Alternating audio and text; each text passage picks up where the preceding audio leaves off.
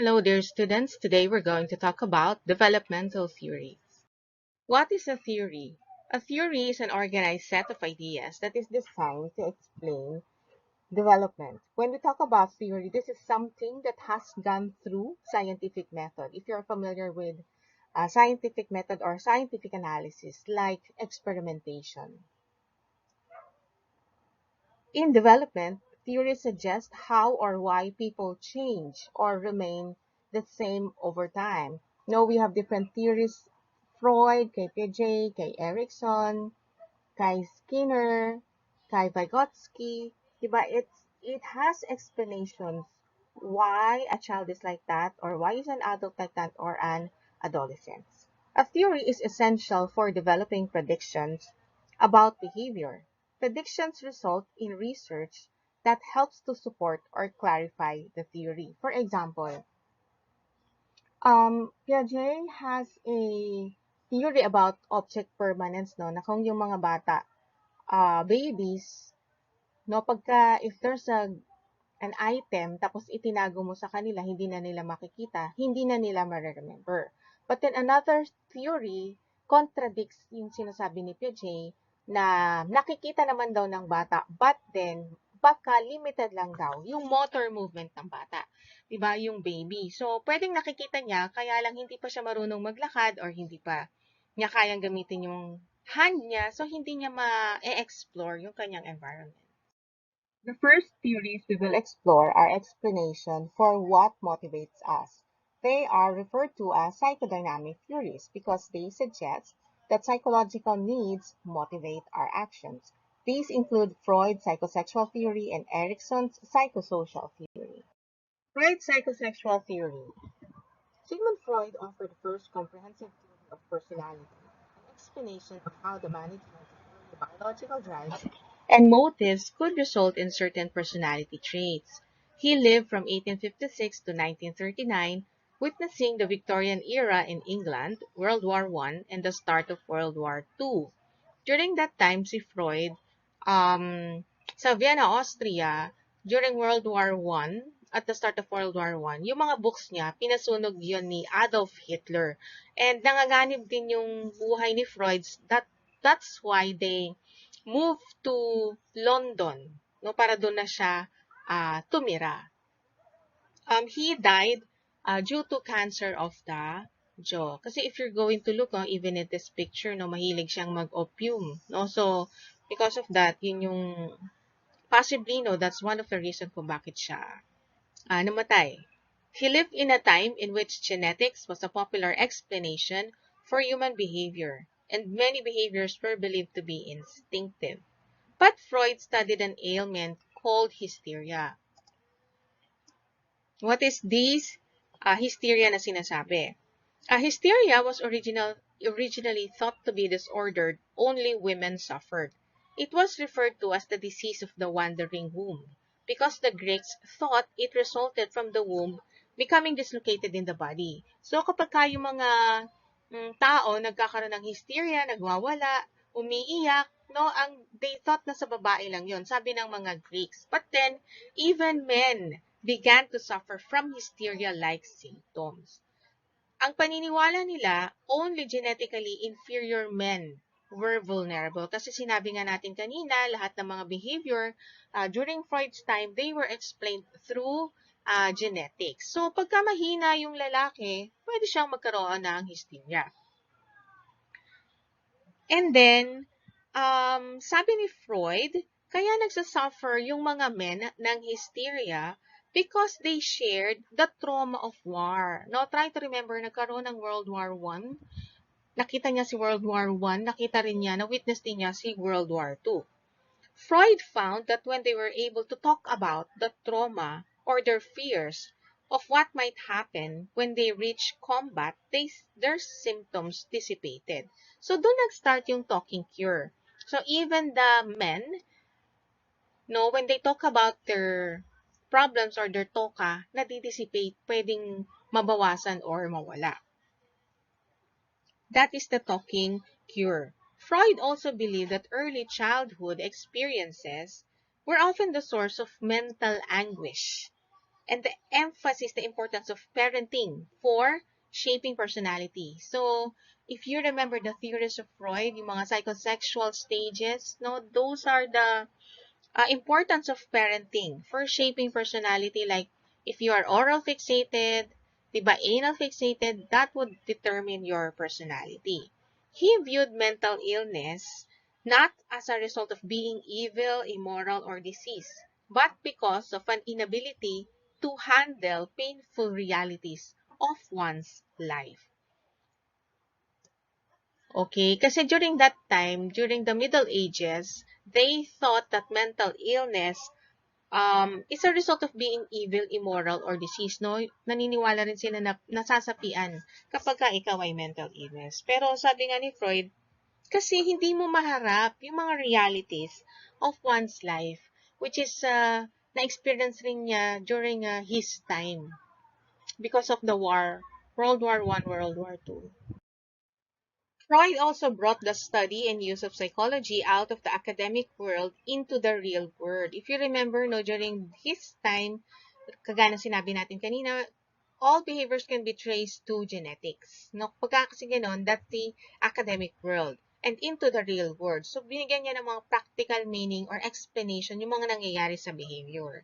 Freud is also responsible for many of the words we use today, like anal personality, libido, denial, and of course the Freudian slip. We discussed this in your introduction to psychology. And then Freud described the three parts of the mind. Okay? This is the unconscious mind. First, we have the conscious. This one. Here, no? Kasi they always equate the mind with an iceberg, no? Yung mas yung hindi nakikita, yung nasa ilalim, yun yung mas malaki. Yun yung mas deep. The conscious is the small amount of mental activity we know about. The subconscious, no, it's just below your consciousness. Things that we could be aware if we wanted to or tried. So, pwede nating tawagin, no, or maalala yung mga nandun sa subconscious natin. Madali lang yan maging aware. And then the unconscious, these are things we're unaware of and cannot become aware of. No, mahirap makita si unconscious because we are unaware of this. Hindi yan kagaya ni subconscious na pagka ni-remember mo lang ay matatandaan mo na. Lahat ng pain, lahat ng suffering, lahat ng gusto mong kalimutan, binabaon mo yan. Palalim ng palalim ng palalim yan into your unconscious. Hanggang sa pwedeng makalimutan mo na. And then one time, nanood ka lang ng movie na may sinasaktan doon or nakarelate ka, biglang lalabas. Pwedeng lumabas si unconscious. Okay? So, according to Freud's theory, the id is part of the unconscious mind and comprises the two instincts, eros and thanatos. So, si id, no, yung pleasure principle, nandun siya sa part ng unconscious. Okay, so if we're going to look at this, your conscious, no, yung level ng conscious mind mo, you have the thoughts and learned perception. You need this to navigate the world. And then yung sa subconscious, these are your memories and stored knowledge. Like, for example, yung subconscious mo, yung mga sagot mo sa exam, yung mga napag-aralan mo, hindi yan laging nasa consciousness mo. No, that can be in your subconscious, yung mga memories and stored knowledge, hindi mo naman yan palaging iniisip. And then the unconscious, these would comprise your instinct, your sexual and aggressive drives. Hindi naman, syempre na, nakabaon niya, no, sa unconscious kasi hindi ka naman laging sexual or aggressive kasi hindi ka magpa-function as a person, no, araw-araw. Kung palaging, if you always have this in your consciousness, no, yung sexual and aggression. It also contains your fears, unacceptable sexual desires, violent motives, irrational wishes, immoral urges, selfish needs, shameful experiences, and traumatic experiences. Okay?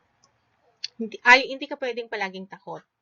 Yung mga unacceptable sexual desires mo, no, hindi pwedeng lagi yung nasa consciousness.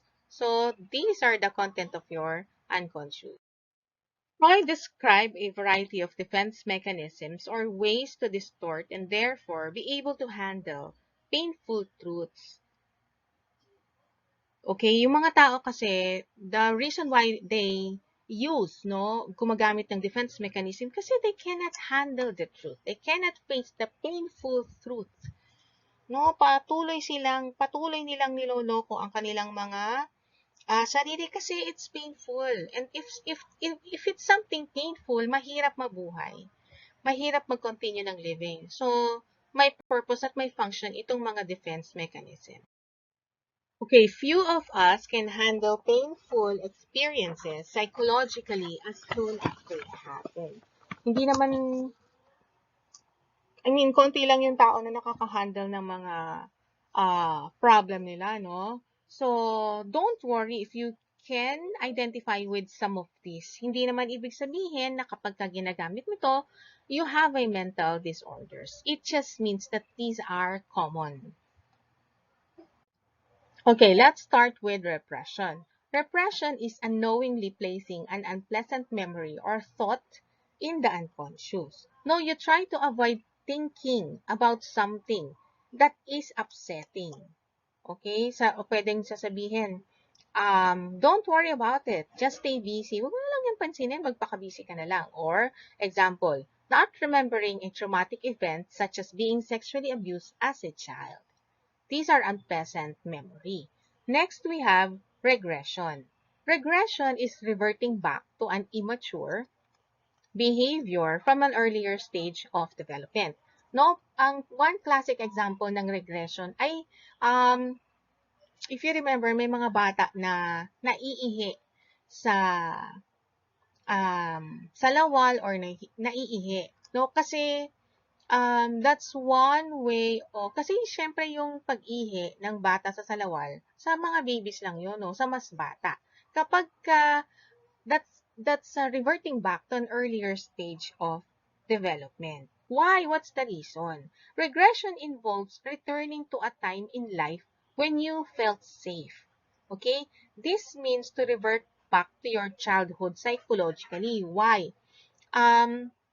I also describe regression as example, no? Kung ikaw ay taga-probinsya at nagpunta ka ng Maynila, tapos na-stress ka sa Maynila, meron kang desire to go back to the province, to go back to your mother, to go back to your parents, because that's an earlier stage. You want to go back to a time in your life na less ang iyong mga worries. Okay, example, throwing temper tantrums as an adult when you don't get your way, no? Yung mga nagte-temper tantrums, pang bata lang yun. Pero kung adult ka na, that's an example of regression. Next, we have displacement. Displacement is redirecting feelings or actions from the intended source for a safer substitute target. Okay? Hindi mo mailabas yung galit mo sa prof mo or yung galit mo sa boss mo, kaya doon na lang sa coworker mo or sa classmate mo siya, inilabas kasi mas safe na magagalit ka dun sa kaklase mo or sa ibang tao, pero lang sa boss mo or sa prof mo kasi pag nagalit ka ron, pwede kang babaan ng grade. O kaya, pag boss mo, pwedeng hindi ka i-promote. Okay, ito yun. Example, taking your anger towards your boss out on family members by yelling at them in place of your boss. Okay, how about sublimation? Sublimation is replacing socially unacceptable impulses with socially acceptable behavior. Example, channeling aggressiveness into playing football. Another example ng sublimation, example, no, meron tayong mga member ng LGBT, no? If they may have socially unacceptable impulses, no? Halimbawa, nakakaisip sila ng something sexual. What could be a socially acceptable behavior? Na pwede nilang mailabas yung sexual desire nila. Eh di pwede silang magtrabaho bilang hairdresser. No? Kapag nagtrabaho sila bilang hairdresser, which is socially acceptable, no? Nahahawakan na nila yung buhok na marami nilang client. No? Pwedeng doon na niya mailalabas yung socially unacceptable impulses niya. Okay, next we have reaction formation.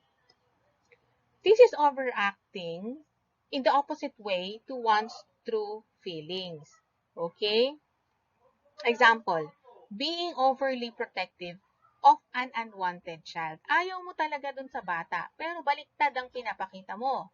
No, protective ka sa kanya. Kasi, hindi mo maipakita na ayaw mo sa kanya, nasasaktan mo siya. Which, ang gagawin mo is the opposite, magiging kang protective dun sa bata. Okay, next we have, okay, another example dito, no? Halimbawa sa reaction formation. Halimbawa, merong babae na married na, ayaw niya talaga dun sa mother-in-law niya. Diba? Pero dahil ayaw niya sa mother-in-law niya, hindi niya naman maipakita na ayaw niya, pero parang sumisip-sip siya, nagiging close siya sa mother-in-law niya, pero deep inside, no, hindi yun ang gusto niya. Ayaw niya dun sa mother-in-law niya. Next, we have projection. Projection is attributing one's own unacceptable feelings and thoughts to others and not yourself. Okay? So, a person who is angry suggests that it is someone else who is really mad. No? Ang pinaka-classic na, ito, example, no? Classic example. Accusing your boyfriend or girlfriend of cheating on you because you have thought about cheating on him or her. No, yung mga masyadong selosa, pwedeng deep inside, baka meron silang ginagawa, they are doing something, no, na iniisip nila, na pinoproject nila yung feelings nila dun sa ibang tao. Or, another example, sasabihin mo dun sa tao, may gusto ka sa akin, ano, hindi naman siya ang may gusto. Diba, pinoproject niya yung feelings ng pagkagusto niya dun sa tao. Okay, lastly, we have rationalization. This is justifying actions, thoughts, or unwanted outcomes with excuses or faulty logic. Example, blaming the teaching style of a professor for why you failed an exam. Ganito to, no, rational. Kasi if you started to blame something, nag-rationalize ka, parang gumamit ka ng logic, no, that's a defense mechanism kasi hindi mo matanggap sa sarili mo na hindi ka nag-review. So, you tend to blame other people. Kasi bagal ng internet eh. Kasi ang hina ng boses ni ma'am. No? That's an example of rationalization. Freud's theory of self suggests that there are three parts of the self. First, we have the id. The id is the part of the self that is inborn. It responds to biological urges without pause and is guided by the principle of pleasure. So this is id. So you can also find the unconscious urges and desires sa id. Diba? Mostly this is the unconscious. If you're going to look at the iceberg, yung id siya nandun sa pinakamalalim. It's well below the surface of awareness. Id feels good and think it is the thing to do. A newborn is all id.